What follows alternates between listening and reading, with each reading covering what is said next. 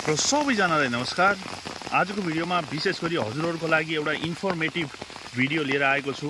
र हजुरहरूको यदि कुनै पनि बाँझो जमिन छ, बाँझो जग्गा छ भने तपाईहरुले राम्रो पैसा कमाउन सक्ने एउटा माध्यमको रूपमा चाहिँ मैले आज तपाईहरुलाई आइडिया शेयर गर्दैछु।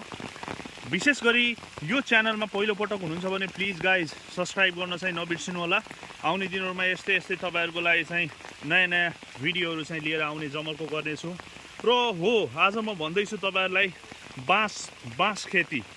विशेष गरी तपाईहरुले गाउँघरतिर हेर्नुभयो भने आजकल बाँस खेती चाहिँ बिस्तारै हराउँदै गइरहेको पनि देखिन्छ। तर गाउँहरुमा चाहिँ बारीका पाटाहरुदेखि लिएर सबै कुराहरु चाहिँ बाँझो रहेको पनि देखिन्छ।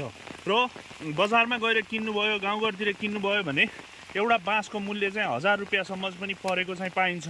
त्यही भएर तपाईहरुले आफ्नो जग्गाहरु खाली छ, खेतहरु खाली छ भने यसरी चाहिँ बाँस खेती गर्नुभयो भने धेरै आम्दानी चाहिँ लिन सकिन्छ भन्ने एउटा कुरा हो। जस्तै हजुरहरूले यो जुन नियालो अनि अरू विभिन्न किसिमका बाँसहरु चाहिँ तपाईहरुले देख्नुभएको छ। अब बाँसबाट हामीले हेर्नु तामा पनि हामीले बेच्न सक्छौं। तामा पनि हामीले व्यावसायिक रूपमा चाहिँ अचारहरु बनाएर विभिन्न किसिमको तरकारीहरु प्रयोजनको लागि चाहिँ युज गर्न सक्छौं। र त्यसैगरी अर्को कुरा के छ भन्दाखेरि यसमा जस्तो तपाईहरुले विभिन्न हिन्दू संस्कृतिहरुमा, हिन्दू पूजाहरुमा चाहिँ यो जुन लिङ्गोहरु छ अनि विभिन्न किसिमको एकादशीहरुमा यो एउटा लिङ्गोलाई काठमाडौँमा करिब 100 रुपैयाँ 150 रुपैयाँमा चाहिँ बेचेको पनि पाइन्छ। त्यही भएर अब यो बजारतिर चाहिँ हामीले यसरी चाहिँ यस्ता चाडपर्वहरु हुँदाखेरि यी बाँसका चाहिँ लिङ्गाहरु लिएर व्यावसायिक रूपमा पनि हामीले बेच्न सक्छौं। यो कुरा पनि तपाईहरुले ख्याल गर्न सक्नुहुन्छ। र अब तामाको त कुरा भइहाल्यो। र त्यसैगरी जस्तो विभिन्न किसिमको जस्तो काज क्रियाहरुमा पनि विशेष गरी गाउँघरमा बाँसहरु पाउन छोडेका कुराहरु पनि आइसकेका छन्। र त्यो कुरामा पनि हामीले यो बाँस चाहिँ अलिकति व्यावसायिक रूपमा चाहिँ गर्यौं भने अलिकति चाहिँ सबैजनालाई केही 2 पैसा आम्दानी हुन्छ कि जस्तो पनि लाग्छ मलाई।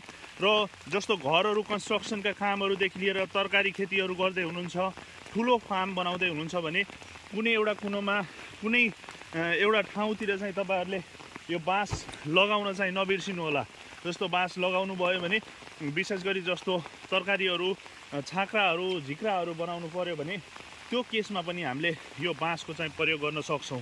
र बाँस एकदमै उपयोगी र आउने दिनहरुमा चाहिँ यो बाँस हजुरहरूले एकदमै कम पाएको, कम उत्पादन भएको पनि देख्न सक्नुहुन्छ।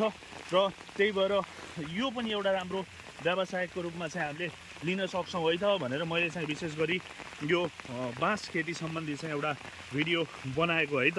र मात्र हजुरहरूलाई चाहिँ अलिकति इन्फर्मेसन मात्र दिन खोजेको है त।